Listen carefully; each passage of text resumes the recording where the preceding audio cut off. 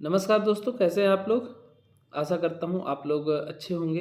पिछले वीडियो में मैंने 20 क्वेश्चन तक ईएसआई हॉस्पिटल में जो मेडिकल सोशल वर्कर का एग्ज़ाम हुआ था और पैरामेडिकल स्टाफ का उस वो पेपर मैंने कवर किया था 20 क्वेश्चन। अब इस वीडियो में मैं 3 और वीडियो का एक साथ इकट्ठा करूँगा, चूँकि 10-10 क्वेश्चन का मैंने सोचा था बनाने के लिए, बट कुछ हेल्थ कंडीशन की वजह से मैं वीडियो नहीं बना पाया 3 दिन।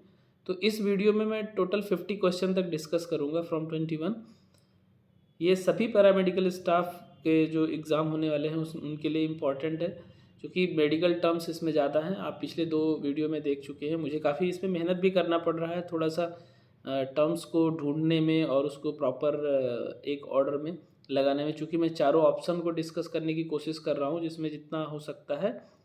तो आप लोग इसको अच्छे से जितना भी खुद से पढ़ सकते हैं पढ़िए, और अगर कुछ नहीं समझ में आता है तो उसको अपनी बुक में या गूगल करके ज़रूर देखिए। उसके बाद भी नहीं समझ में आता है तो आप मुझे टेलीग्राम पे मैसेज कर सकते हैं। तो इसमें क्वेश्चन है कि सीपीआर व्यक्ति को किस समस्या के समय दिया जाता है? तो ये सीपीआर जो है कार्डियक अरेस्ट पे दिया जाता है। और इसको मैंने अलग-अलग जो 4 ऑप्शन है उसको भी मैंने एक्सप्लेन किया है। आप इसमें देख सकते हैं सीपीआर एआरडीएस क्या है? एक्यूट रिस्पिरेटरी डिस्ट्रेस है। एक सिंड्रोम है जिसमें ब्रीदिंग से रिलेटेड इश्यूज़ होती हैं। फिर है एटिलेक्टेसिस। एटिलेक्टेसिस इज़ अ कंप्लीट और partial collapse of entire lung. जब लंग पूरी तरीके से काम करना बंद कर देता है, ऐसी कंडीशन को एटिलेक्टेसिस बोलते हैं। एंड कार्डियक अरेस्ट जो होता है, कार्डियक अरेस्ट जब अचानक से पंपिंग करना बंद कर देता है, जो हमारा हार्ट होता है, तो उस कंडीशन को कार्डियक अरेस्ट कहते हैं। और आजकल जो आप कार्डियक अरेस्ट देख रहे हो बहुत ही कॉमन होता जा रहा है। एंड लॉस ऑफ कॉन्शियसनेस, तो आपको पता ही है कॉन्शियसनेस क्या होता है, कि आप जब होश में होते हो उसको कॉन्शियसनेस स्टेज बोला जाता है। जब आप पूरी कंप्लीटली बेहोश हो जाते हो, जिसमें आपको कुछ नहीं पता होता है, तो उस टाइम आप लॉस ऑफ कॉन्शियसनेस का स्टेज बोला जाता है। और जो सीपीआर दिया जाता है, सीपीआर का आप लोगों ने देखा होगा, जब अचानक से काम करना बंद होता है तो चेस्ट पे पंप किया जाता है, कंप्रेशन किया जाता है, उसको सीपीआर बोलते हैं। उसके अलग टेक्निक्स हैं, ऐसे ही नहीं दिया जा सकता है। जो थोड़ा-सा ट्रेनिंग लिया हुआ है, जानता है, वो बेहतर तरीके से दे सकता है। And the minimum distance from the sanitary well and the source of contamination should be. जो अब ऐसे सोच सकते हो कि अब कुआँ वाला तो कॉन्सेप्ट बहुत कम रह गया, बट हाँ, नल का जो स्रोत है, जहाँ नल लगा हुआ है, जो हैंड पंप है, जहाँ से पानी ग्राउंड वाटर आता है पीने के लिए, उसका और जो कह सकते हो पॉट है लैट्रिन का, वो कितना डिस्टेंस होना चाहिए? तो अबाउट 50 फीट कम से कम होना चाहिए। तो इस चीज़ को इसमें डिस्क्राइब किया है। And animals are person who have no symptoms of the disease but have infective pathogens in their body are called as. जो आपने देखा होगा कि असिम्टोमेटिक पेशेंट, कोविड के सिचुएशन में, कोविड के दौरान आपने खूब सुना है क्या होता है असिम्टोमेटिक। तो असिम्टोमेटिक मतलब जो पॉजिटिव है बट उसके कोई सिम्टम्स नहीं, कोई बॉडीली सिम्टम्स नहीं शो हो रहे हैं, कोई लक्षण नहीं दिख रहे हैं कोविड के, तो उसको असिम्टोमेटिक बोला जाता था। तो ऐसे जो होते हैं वो कैरियर का काम करते हैं, है ना, एक दूसरे को संक्रमित करने का काम करते हैं। उनमें भले ही लक्षण ना हो बट वो कर सकते हैं। तो ये इसमें दिया हुआ है, an asymptomatic carrier is a person or other organism that has become infected with a pathogen but shows no signs or symptoms. मतलब उसमें कोई लक्षण नहीं दिख रहे हैं कोविड के, लेकिन हाँ वो कोविड पॉजिटिव है, दूसरे को इन्फेक्टेड कर सकता है। होस्ट क्या होता है? वो अजीव जिससे परजीवी अपना पोषण और आश्रय प्राप्त करता है। मतलब जो कह सकते हो कि जहाँ से ओरिजिन है, जहाँ से कोई इन्फेक्शन स्टार्ट हुआ है, उसको होस्ट कहते हैं। एंड इन्फेक्शियस एजेंट कौन होता है? इन्फेक्शियस यानी संक्रामक रोग, जीवों के कारण होने वाले विकार हैं, जैसे bacteria, virus. Infectious disease are disorder caused by organism such as bacteria, viruses, fungi और पैरासाइट्स। ये एजेंट का काम करते हैं। पशु या व्यक्ति जिनमें बीमारी के कोई लक्षण नहीं होते, ये अभी हमने एक्सप्लेन किया, इसको वाहक कहते हैं हिंदी में। And identify the indicator which is considered by UNICEF as the best indicator of social development and wellbeing of any country. तो किसी भी राष्ट्र का राष्ट्र विकसित है, उसका इंडिकेटर क्या है? इन चारों में से तो वो है चाइल्ड मोर्टेलिटी रेट, यानी चाइल्ड मोर्टेलिटी रेट जिसका कम से कम होगा उसको माना जाता है कि ये डेवलप्ड नेशन है। एक ये पैरामीटर है। तो आप देख सकते हैं इसमें 4 है: infant mortality rate, child death rate, child mortality rate, perinatal mortality rate. अब इसमें समझने वाली बात यह है कि चाइल्ड मोर्टेलिटी रेट किस एज क्राइटेरिया में आता है, इन्फेंट किस एज क्राइटेरिया में आता है। तो इसमें देख सकते हैं आप, हमने इसमें थोड़ा सा लिखा है, आप लोग देखिएगा इसको। इन्फेंट मोर्टेलिटी रेट जो 1 साल के नीचे वाले बच्चे होते हैं उनको इन्फेंट बोलते हैं। एंड 0 to 28 डेज जो होते हैं वो नियोनेटल में आते हैं।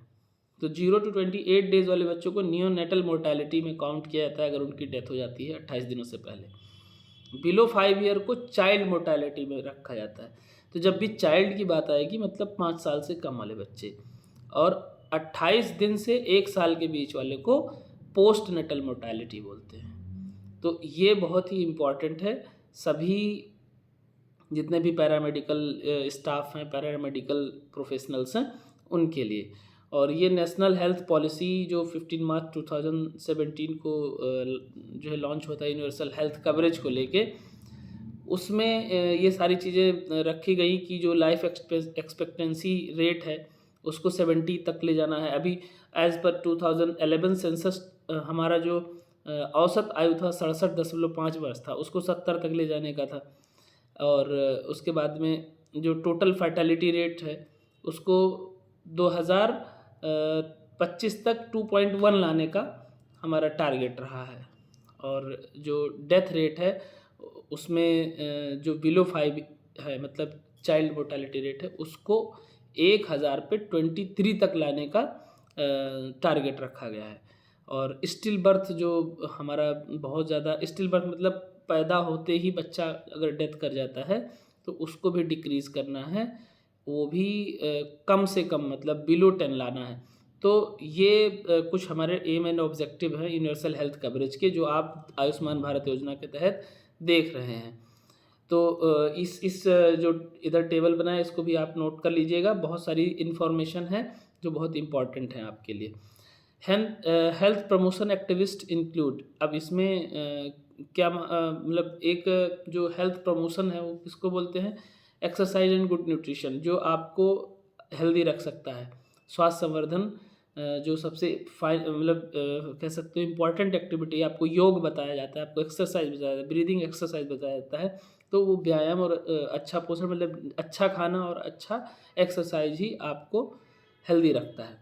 One of the following risk factors for cardiovascular heart disease is non modifiable, जो चेंज नहीं किया जा सकता कार्डियोवास्कुलर डिजीज़ में ऐसा कौन सा है, तो वो है एज। आपका एज नहीं, एज के हिसाब से कुछ कुछ रिस्क फैक्टर्स होते हैं जिनमें कोई परिवर्तन नहीं किया जा सकता। स्मोकिंग को चेंज किया जा सकता है, अगर आपको डॉक्टर ने बता दिया कि आपके स्मोकिंग पैटर्न की वजह से आपको कार्डियक अरेस्ट आ सकते हैं तो आप स्मोकिंग बंद कर सकते हैं। डायबिटीज़ बढ़ा है तो मेडिसिन ले सकते हैं, शुगर लेना कम कर देंगे आप, मीठा चीज़ लेना कम कर देंगे। ओबेसिटी यानी मोटापा बढ़ा है तो मोटापा घटाने के लिए आप कुछ दवाओं का सेवन भी कर सकते हैं, खान पान में से चेंज कर सकते हैं, लाइफस्टाइल चेंज कर सकते हैं, एक्सरसाइज कर सकते हैं। बट एज तो जो है वो रहेगा, कुछ एज रिलेटेड डिसऑर्डर होते हैं उनको चेंज नहीं किया जा सकता है। तो उसका कहने का मतलब सिर्फ यही है। उसके बाद में which of the following is not a component of minimum need program, तो मिनिमम नीड प्रोग्राम में इरेडिकेटिंग रूरल पॉवर्टी इरेडिकेट करने के लिए कोई मतलब ऐसा पॉलिसी सरकार नहीं ला पा रही है। बहरहाल आप देख रहे हो कि तरह तरह की पॉलिसीज़ ला रहे हैं कि हम किसानों का आय दोगुना करेंगे, बहुत सारी चीज़ें, बट जो इसमें इन्होंने पूछा है कि मिनिमम नीड प्रोग्राम, ऐसा कुछ नहीं है। एंड नेक्स्ट क्वेश्चन है which of the following is not true with regards to ICDS beneficiaries. तो ICDS एक स्कीम है सेंट्रल गवर्नमेंट का जो बच्चों के लिए और प्रेग्नेंट लेडीज़ के लिए है। आप देख सकते हैं integrated child development service scheme, जो आप आंगनवाड़ी सेंटर देखते हो, बेसिकली ये आंगनवाड़ी सेंटर उसी के अंडर आता है। और ये 2 अक्टूबर 1975 को लॉन्च किया गया था। बेसिकली चाइल्डहुड डेवलपमेंट, एक हेल्दी चाइल्डहुड डेवलपमेंट के लिए और एक मदर की जो मोर्टेलिटी रेट है उसको घटाने के लिए, प्लस उनकी न्यूट्रिशन को ध्यान में रखने के लिए बिलो 18 गर्ल चाइल्ड के लिए ध्यान में रखने के लिए, बिलो 6 ईयर्स मेल कैंडिडेट को ध्यान में रखने, उनकी हेल्थ को, जो ये कह सकते हो जो भूखमरी का जो इंडेक्स आया है उस पे भी, वो भी जो कह सकते हो फैक्टर्स हैं कहीं ना कहीं इसके, उसको भी इसमें कंसीडर किया जाता है कि उनका उम्र के हिसाब से उनकी वज़न, उम्र के हाइट के हिसाब से उनका वज़न, ये सब चीज़ें भी इसमें हैं। तो ये अलग अलग इंडिकेटर्स दिए गए हैं, आप इसको पढ़ सकते हैं। तो basically children age between 6 to 10 years, इसको कंसीडर किया जाता है ICDS बेनिफिशरीज में।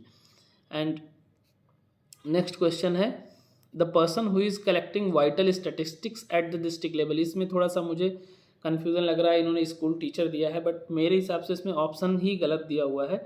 बट इस पर मैं कोई कमेंट नहीं करूँगा, आप लोग भी अपने हिसाब से कोशिश कीजिएगा। इसमें एक तो होता है एपिडेमियोलॉजिस्ट होता है और एक होता है डिस्ट्रिक्ट स्टैटिस्टिकल ऑफिसर, इन दोनों में से कोई होना चाहिए बट इसमें ऑप्शन में है नहीं। तो अभी फ़िलहाल इसको स्कूल टीचर के हिसाब से हम कंसीडर कर लेते हैं जो इन्होंने दिया है, बट आप अपने लेवल पे इसको चेक ज़रूर करना। उसके बाद में एक क्वेश्चन है which of the following should not be done by the person who suffer from bleeding nose. अगर नाक से खून बह रहा है तो क्या नहीं करना चाहिए? ब्लो द नोस्ट्राइल, मतलब नाक नहीं जो है फुलाना चाहिए, नाक पे प्रेशर नहीं देना चाहिए, बाकी ये सारी चीज़ कर सकते हो। Apply an ice pack to the bridge of the nose, instruct him or her to breathe through the nose and tilt the neck up with head backward, मतलब नाक के बीच में आइस पैक लगाना, उसे नाक से सांस लेने को कहना और गर्दन को सिर के पीछे पीछे की ओर झुकाना। ये कहने के लिए कह सकते हो, करने के लिए, बट जो है नाक के छिद्र को फुलाने के लिए नहीं कह सकते हो। इसमें ये पूछा गया है कौन सा कार्य नहीं करना चाहिए। उसके बाद what does the acronym ABC used during the first aid procedure stand for. ABC क्या है? तो एयरवे ब्रीदिंग सर्कुलेशन, ये इसमें हमने डिस्क्राइब किया हुआ है, तो ये आप देख सकते हो क्या है। ABC stand for airway breathing and circulation. ये फर्स्ट एड में हमेशा कंसीडर किया जाता है कि सबसे पहले देखो कि सांस आ रही है कि नहीं आ रही है, उसके सांस लेने में कोई प्रॉब्लम तो नहीं है, बेसिकली ये चीज़ देखा जाता है। एंड नेक्स्ट क्वेश्चन है identify the health condition which requires immediate action. तो कार्डियक अरेस्ट सबसे इमरजेंसी वाला कंडीशन होता है। अब बाकी चीज़ें deep cut, bone fracture, homicide, तो इसमें कंट्रोल किया जा सकता है थोड़ा देर में भी, बट जो कार्डियक अरेस्ट है उसमें तुरंत कंट्रोल करने की आवश्यकता होती है।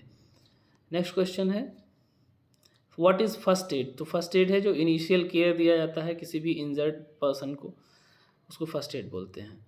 एंड यदि बेहोश व्यक्ति सांस नहीं ले रहा है तो आपको क्या करना चाहिए? CPR जो अभी आपको बताया था, इसका फुल फॉर्म है कार्डियो पल्मोनरी रेस्क्यूशन। तो ये आप जो पिक्चर में देख रहे हो CPR ऐसे दी जाती है। And what should you commence if there is no breathing in an unconscious person, तो वही CPR है। And the external bleeding can be stopped by, कैसे? एक प्रेशर देके, आपने देखा होगा अगर खून बह रही है तो दबा दिया जाता है, तो वही बाई अप्लाइंग डायरेक्ट और indirect pressure around the wound. उसके बाद नेक्स्ट क्वेश्चन है if a untrained person needs to provide CPR to an adult person what is the chest compression rate. तो मतलब जो चेस्ट पे कंप्रेशन दिया जाता है CPR देते समय, औसत क्या होना चाहिए? अगर कोई पैरामेडिकल स्टाफ नहीं है, वहाँ कोई डॉक्टर नहीं है, कोई हेल्थ प्रोफेशनल नहीं है, तो औसतन 1 सेकंड में 2 बार प्रेस करना होता है, यानी 100 to 120 इन अ मिनट। ये आपको ध्यान में होना चाहिए, सबको पता होना चाहिए, ये चीज़ बहुत ही इंपॉर्टेंट है, किसी की भी जान आप बचा सकते हो। विच of the following is not true regarding the levels of communication. तो प्राइवेट कम्युनिकेशन चीज़ जैसा कुछ नहीं होता है, इंटरपर्सनल, इंट्रापर्सनल और पब्लिक कम्युनिकेशन होता है। ये आप कम्युनिकेशन वाले चैप्टर में आप पढ़ चुके हैं कि जो संचार का माध्यम है वो कैसा होना चाहिए। फिर है which of the following is not an educational domain. तो कल्चरल डोमेन कोई ऐसा एजुकेशनल डोमेन नहीं होता है, बाकी कॉग्निटिव, यानी जो आपकी लर्निंग है, अंडरस्टैंडिंग है, इसको कॉग्निटिव डोमेन बोलते हैं। अफेक्टिव डोमेन मीन्स कि आपका जो मूड है उससे क्या, जब आप एक्सप्रेस करते हो एक शॉर्ट टर्म के लिए, शॉर्ट टाइम ऑफ पॉइंट के लिए, तो वो अफेक्ट बोलते हैं। जैसे आपसे मैंने पूछा कि आप कैसे हैं, अब आप एक बता रहे हैं कि मैं बहुत अच्छा हूँ, तो जो ये आपकी फेशियल एक्सप्रेशन है ये अफेक्ट होते हैं। एंड साइकोमोटर मतलब जब आप कुछ सोच रहे हैं, आप जिस स्टेज में हैं उस टाइम आपकी बॉडीली जो एक्टिविटी है वो कैसी है, यानी relating to the orientation of movement in conscious mental activity. Next question है, mass media is not an effective communication medium because of it is traditional. Mass media बहुत पुरानी चीज़ हो गई कम्युनिकेशन का, अब सबसे इंपॉर्टेंट माध्यम हो गया सोशल मीडिया। फेसबुक पे डाल दे रहे हैं लोग, ट्विटर पे डाल दे रहे हैं, with in minutes, with in hours बहुत लार्ज पॉपुलेशन पे आपकी रीच हो जाती है अगर कुछ ऐसा होता है। आप देख रहे हैं नीतीश कुमार का जो गंदा भाषण रहा है, आपने सुना, ये कितना तेज़ी से वायरल हो गया। बहरहाल उन्होंने माफ़ी मांगा है लेकिन बहुत देर कर दिया। और ऐसे शब्दों का यूज़ कैसे कर सकते हैं, लोग कैसे हंस रहे थे विधानसभा में, बहुत ही इनसेंसिटिव मैनर है ये सारी चीज़ें। When providing education to age people the educator needs to consider that they suffer from one of the following types of communication barrier. संचार में वो एक जो बैरियर होता है, बाधक होता है, वो क्या होता है, फिजियोलॉजिकल। फिजियोलॉजिकल मीन्स कि जो शारीरिक बाधा, कह सकते हैं कि बहुत सारे गैप भी हो सकते हैं कम्युनिकेशन गैप में। लाइक एक तो लैंग्वेज बैरियर भी हो सकता है, बहुत हैवी वर्ड्स यूज़ कर रहे हैं और सामने की पॉपुलेशन उतनी पढ़ी लिखी नहीं है, शिक्षित नहीं है। जनरेशन गैप हो सकता है। तो जब एक उम्र दराज लोगों के साथ आप बातचीत करेंगे तो सबसे ज़्यादा फिजियोलॉजिकल बैरियर होने के चांसेस हैं।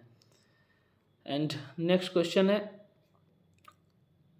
विच of the following principle of health education has a key role in changing the minds of the people. तो सबसे बड़ा चीज़ ये है कि पार्टिसिपेशन बहुत बड़ा रोल प्ले करता है किसी भी व्यक्ति को चेंज करने में, उसके व्यक्तित्व को या उसके व्यवहार को। तो ये इम्पॉर्टेंट, एक कह सकते हैं कि सबसे इम्पॉर्टेंट रोल प्ले करता है उसका पार्टिसिपेशन। एंड नेक्स्ट क्वेश्चन है, आईयूडी लगाने वाली महिलाओं की सर्वाधिक सामान्य शिकायत क्या होती है। आईयूडी एक जैसे कॉपर टी होता है, उसी को आईयूडी भी बोला जाता है, मतलब इंट्रा यूट्रिन कॉन्ट्रासेप्टिव डिवाइस। तो ये आप इसमें पिक्चर में देख सकते हैं। तो इसका सबसे ज़्यादा जो इशू होता है महिलाओं में वो ब्लीडिंग से रिलेटेड होता है। इसमें एक कॉपर का एक डिवाइस होता है जिसमें नायलॉन के जो है थ्रेड्स लगे होते हैं और उसको जो है वेजाइना से इंसर्ट किया जाता है और ब्लॉक कर दिया जाता है फॉर प्रिवेंट प्रेगनेंसी। आप इसमें पिक्चर में देख सकते हैं। तो इसकी सबसे कॉमन जो लोगों का कंप्लेन होता है वो ब्लीडिंग का होता है। इस क्वेश्चन को इन लोगों ने कंसीडर नहीं किया। In under developing countries child death rate is high mostly due to, तो कोई एक रीज़न नहीं है, इसीलिए इन्होंने इसका आंसर नहीं दिया है। Lack of maternal care, childhood cancers, accidents, congenital abnormalities. तो कई सारी चीज़ें हो सकती हैं, तो कोई इसको एक को नहीं रखा जा सकता है कि किसी भी जो राष्ट्र है उसके मतलब अंडर डेवलप्ड कंट्रीज़ है, अविकसित राष्ट्र है, तो उसके अविकसित होने का सबसे बड़ा कारण क्या है, ये इन्होंने पूछा है। तो इसमें किसी एक को नहीं रखा जा सकता है इसका आंसर, इसलिए इन्होंने इसमें आंसर नहीं दिया है। The most common cause of maternal death, सबसे ज़्यादा जो बड़ा कारण है मैटरनल यानी मातृ मृत्यु का, वो है ऑब्स्टेरिक ब्लीडिंग, यानी प्रसूति मतलब डिलीवरी के दौरान ब्लीडिंग। तो ये बहुत ही बड़ा कारण है। अभी हमारे क्षेत्र में भी एक डेथ हुआ है, लगातार ब्लीडिंग होती रही और कंट्रोल नहीं कर पाए। तो ये इंपॉर्टेंट चीज़ है, इसको आप ध्यान में रखिए। कभी भी किसी का डिलीवरी हो तो हीमोग्लोबिन ज़रूर चेक करवाइए। अगर बिलो 10 हीमोग्लोबिन है तो वो एक रिस्क फैक्टर होता है उसमें सर्जरी करना। एनीमिया क्या है, an infection of the female reproductive organs, it usually occurs when sexually transmitted bacteria is spread from the vagina to the womb, uterus, fallopian tubes or ovaries. Common symptoms include pelvic pain and fever. ये pelvic inflammatory disease है, not anemia. Anemia means खून का कमी होना। And gestational hypertension known as pregnancy induced hypertension, जिसको आप देखते होंगे कि जब सर्जरी के लिए ले जाया जाता है तो बीपी ज़रूर चेक करते हैं। तो बीपी अगर बढ़ा है तो उसको जो है ना ये गेस्टेशनल हाइपरटेंशन भी बोला जाता है। और गेस्टेशनल एक टाइम है जब कंसीव करती है माँ, और ड्यूरिंग पूरी प्रेगनेंसी को गेस्टेशनल टाइम बोला जाता है, गेस्टेशन टाइम।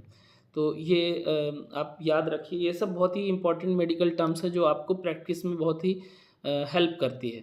अगर आपको ये सब चीज़ें नहीं पता है तो आप एक जनरल टर्म में अगर आप किसी भी मेडिकल प्रोफेशन से बात करेंगे तो वो रेपो नहीं बिल्ड हो पाएगा। For disinfecting large volume of water one of the following forms of chlorine is preferred. तो क्लोरीन गैस का ज़्यादा प्रेफर किया जाता है बड़े लेवल पे। कीटाणु रहित करने के लिए पानी को। नेक्स्ट क्वेश्चन है द शेयर्ड रूल्स और गाइडलाइंस और बिहेवियर इन स्पेसिफिक सिचुएशन, इसको कल्चर बोलते हैं, यानी विशिष्ट स्थितियों में व्यवहार के लिए साझा नियम या दिशा निर्देश, तो ये संस्कृति है। एंड नेक्स्ट क्वेश्चन है, इसको भी कंसीडर नहीं किया, इन लोगों ने आंसर नहीं दिया। An Indian is set to be the next best Englishman because of the following phenomena, इसको छोड़िए। एंड नेक्स्ट क्वेश्चन है an agrarian society in India is heightened by, तो विलेज कम्युनिटी को माना गया है भारत में कृषि प्रधान समाज को क्या कहा जाता है, यानी ग्रामीण समुदाय। नेक्स्ट क्वेश्चन है the pattern of behaviour of an individual in a certain group of situation और situation is referred to as, इसको सोशल सिस्टम बोलते हैं। Social system means a social system in simple words is a structured and formal network और relationship that exist between people and social setting. तो ये मोटा मोटा 49 question हो गया। 50 है a tribe as a group is closest to, तो जो जनजातीय समूह होता है वो कोई भी समूह में ही रहना पसंद करता है, तो उसको एक कम्युनिटी बोला जाता है। सबसे करीब जो होते हैं वो अपने कम्युनिटी के करीब होते हैं। तो मोटा मोटा ये 50 क्वेश्चन हो गया। बाकी जो 51st क्वेश्चन से नेक्स्ट वीडियो में मैं कवर करूँगा। तो अब 50 हो गया, कोशिश करूँगा दो वीडियो में इसको कंप्लीट कर दूँ, क्योंकि वीडियो बड़ा हो जा रहा है और इसमें शब्द ऐसे ऐसे हैं जो एक सोशल वर्क बैकग्राउंड वालों के लिए थोड़ी सी प्रॉब्लम है। तो मैं यही कोशिश कर रहा हूँ पिक्चर्स के माध्यम से और उसको डिस्क्राइब करके इजी वे में बनाने के लिए। तो आप लोग जितने भी लोग देख रहे हैं इसको अधिक से अधिक शेयर कीजिए ऐसे स्टूडेंट्स के साथ जो ईएसआई पैरामेडिकल स्टाफ के लिए प्रिपरेशन कर रहे हैं या सोशल वर्कर के लिए प्रिपरेशन कर रहे हैं या एम्स में सोशल वर्कर के लिए प्रिपरेशन कर रहे हैं। ये सब चीज़ें बेसिक्स हैं जो बहुत ही इंपॉर्टेंट है, आपको पता होना चाहिए। प्लस जो आपके घर में लोग सीबीसी टेस्ट कराते हैं, एलएफटी केएफटी कराते हैं, HbA1c कराते हैं, विटामिन डी का कराते हैं टेस्ट, या कोई सीटी स्कैन कराते हैं, तो उसके जो उसमें डिस्क्राइब किया रहता है, इम्प्रेशन रहता है, जो नॉर्मल और एबनॉर्मल का लिमिट और रेंज दिया रहता है, वो सब ज़रूर पढ़ें। क्योंकि अगर आपको इस फील्ड में आना है तो बिना उसको पढ़े आप कुछ नहीं कर पाएंगे। क्योंकि अगर आप हॉस्पिटल में हैं तो जो भी पेशेंट आता है हॉस्पिटल में सबको डॉक्टर समझता है, यदि आप कहीं चेयर पे बैठे हुए हैं, टेबल पे या केबिन में बैठे हुए, तो आपको ये सब चीज़ें आनी चाहिए। मैं नहीं कह रहा हूँ कि आप इसके एक्सपर्ट हो सकते हैं, बट हाँ ये है कि अगर आपको आती है तो आपका प्रैक्टिस आसान हो जाएगा। मिलते हैं नेक्स्ट वीडियो में। आप लोग अगर कोई कुछ नहीं समझ में आ रहा है तो आप ज़रूर पूछिए। Thank you.